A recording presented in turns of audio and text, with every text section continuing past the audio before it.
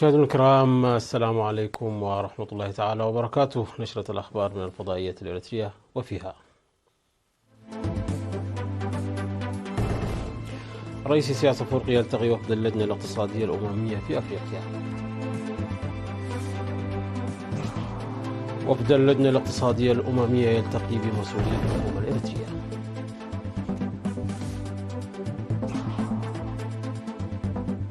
فرع التعليم في الإقليم الأوسط يقيم العام الدراسي السابق. غوتيريش يدعو العالم للتصدي لارتفاع منسوب مياه البحار. مستشار الأمن القومي الأمريكي يصل إلى بكين في زيارة نادرة. والصين تعارض بشدة فرض كندا رسوما جمركية إضافية على سياراتها الكهربائية. أهلا بكم مشاهدينا. استقبل فخامة رئيس السياسة الأفريقي صباح اليوم الثلاثاء 27 من أغسطس في عد هالو وفدا أمميا برئاسة الأمين التنفيذي للجنة الاقتصادية التابعة للأمم المتحدة في أفريقيا السيد كلافر غاتيتي.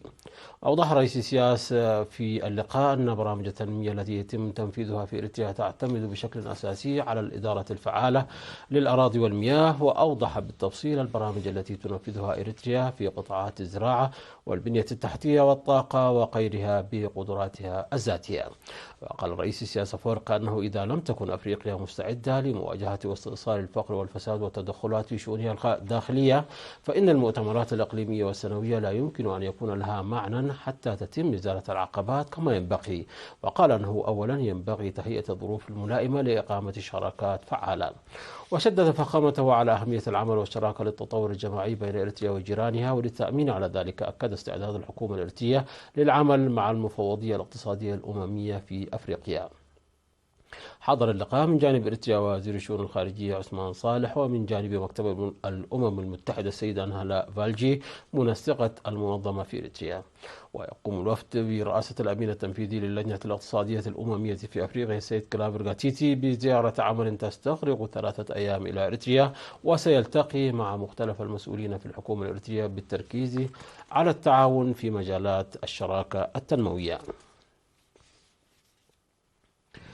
التقى الأمين التنفيذي للجنة الاقتصادية الأممية في أفريقيا السيد كلافر غاتيتي بمسؤول الشؤون الاقتصادية بالجبهة الشعبية للديمقراطية والعدالة السيد حاجوس جبرهيوت، ووزير المالية والتنمية الوطنية الدكتور جرجيس تخلم الكيل، ووزير الزراعة السيد الرفايني برهي، ويتباحث معهم حول أولويات إريتريا التنموية.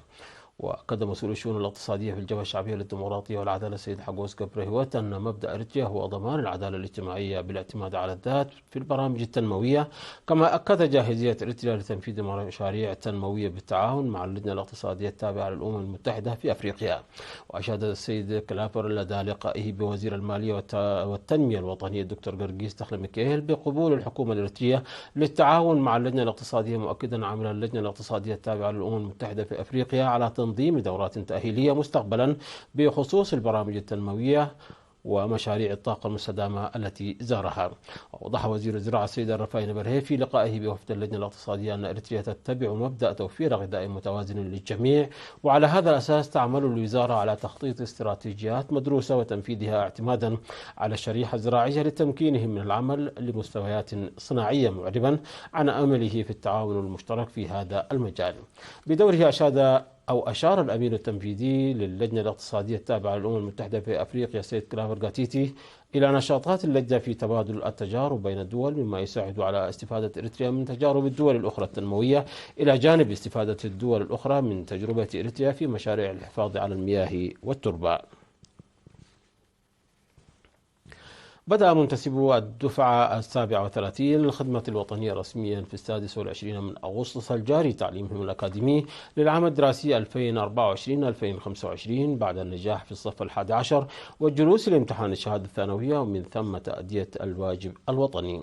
وأوضح مدير مدرسة ورسائي كالو الثانوية الأستاذ رؤسوم جبرهيوت القوانين الداخلية والتفاصيل التعليمية للعام الدراسي، موصيا الطلاب للعمل بجهد للاستفادة من الفرص التي تتاح لهم، مؤكدا دور المعلمين في العملية التعليمية ومساعدة الطلاب للنجاح أكاديميا. وأضاف الأستاذ رؤسهم أن عدد الطلاب لهذا العام ازداد بنسبة 10.6%، كما ستقام أنشطة ثقافية ورياضية بالإضافة إلى منافسات أكاديمية ورياضية، معربا عن أمله بالمشاركة الواسعة للطلاب. وأوصى الطلاب بدورهم بمواصلة البرامج التنويرية والتوجيهية إلى جانب حل الثغرات التي تحدث في العملية التعليمية في الوقت المناسب. كما أكد قائد مركز تدريب الخدمة الوطنية العقيد دباساي جديش جاهزية المركز للاستجابة لمتطلبات العملية التعليمية والتوجيهية، موصيا الطلاب بالتركيز على أهدافهم المستقبلية والعمل على التعاون المتبادل لرفع مستوياتهم الشخصية والعلمية. قيم فرع وزارة التعليم بالإقليم الأوسط في 27 من أغسطس الجاري مخرجات برامجه في العام الدراسي 2023-2024. وأشار مسؤول الفرع الأستاذ بلاي خبتقابر في الكلمة التي ألقاها إلى أن الهدف من التقييم هو دراسة فعالية النتائج وتطور أساليب التعليم المستمر لتحقيق نتائج أفضل. وأضاف الأستاذ بلاي أنه قد تم تسجيل 73,375 طالبا في المدارس الابتدائية قاطعة 0.9% منهم الدراسة، فيما سجلت نسبة نجاح وصلت إلى 95%، وانخفضت نسبة الرسوب إلى 4.1% مقارنة مع العام الدراسي المنصرم والتي كانت فيها 4.3%.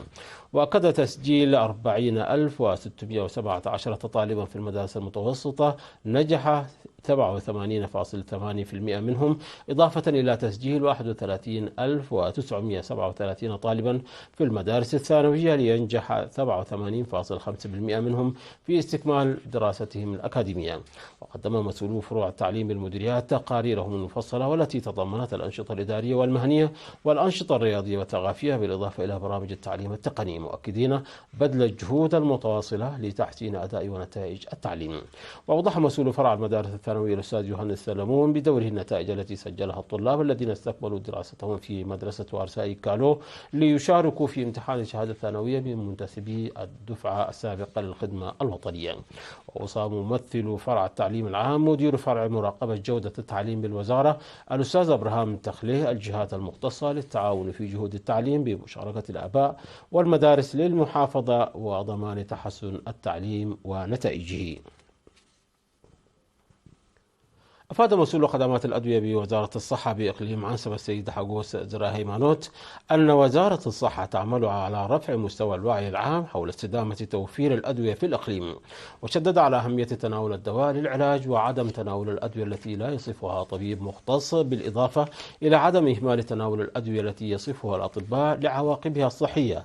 ودعا المواطنين إلى العمل بالنصائح المهنية المقدمة لهم بشأن استخدام الأدوية وتخزينها، موضحا عواقب تناول أدوية دون وصفات طبية.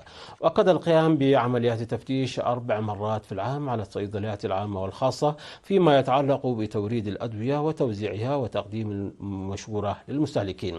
وقال المتخصصون المهنيون في مستشفى كرن أنه بالإضافة إلى توزيع الأدوية يتم تقديم خدمات الاستشارة أيضا. مشاهدينا، نشرتنا تتواصل من فضائية الارتياح، ولكن بعد فاصل قصير فابقوا معنا.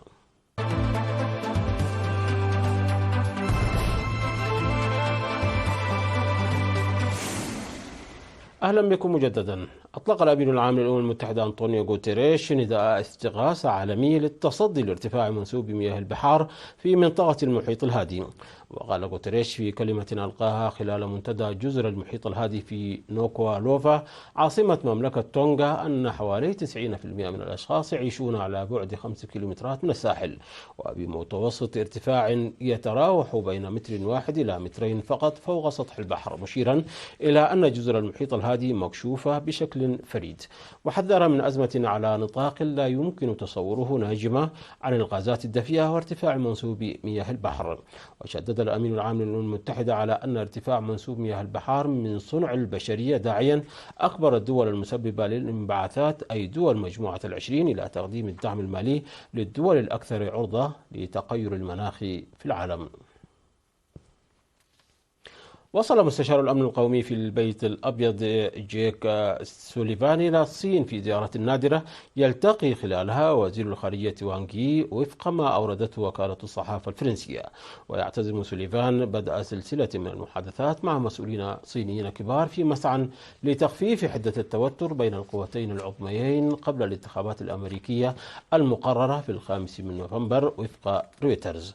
وبالإضافة إلى وزير الخارجية الصيني، سيلتقي سوليفان مع مسؤولين آخرين خلال المحادثات المقررة بشأن قضايا خلافية بين البلدين، من بينها الأوضاع في الشرق الأوسط وأوكرانيا، وحق الصين بالسيادة على تايوان وبحر الصين الجنوبي، فضلا عن العلاقات التجارية بينهما.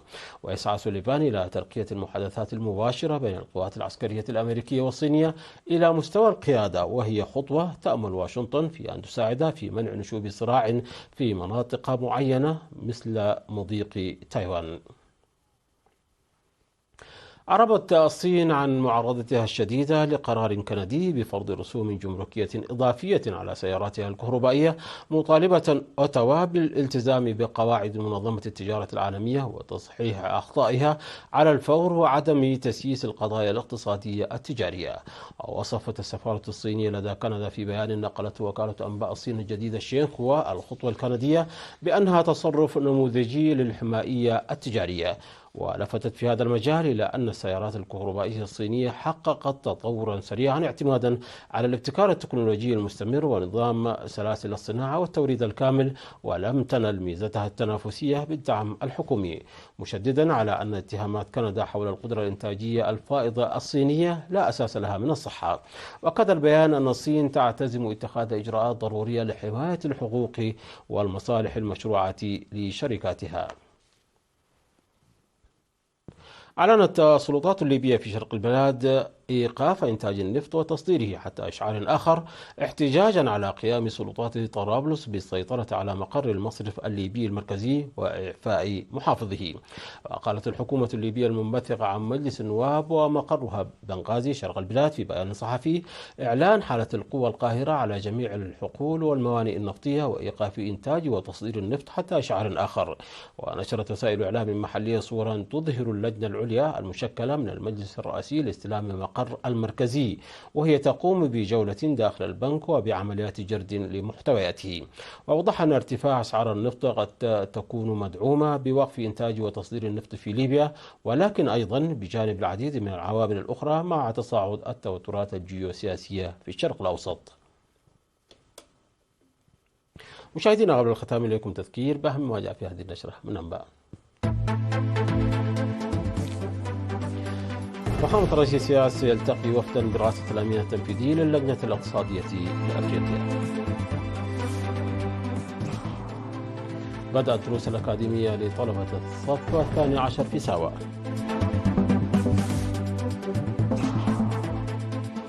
تقييم فرع الإقليم الأوسط بوزارة التعليم للعام الدراسي 2023-2024. غوتيريش يدعو العالم للتصدي لارتفاع منسوب مياه البحار. مستشار الأمن القومي الأمريكي يصل إلى بكين في زيارة نادرة.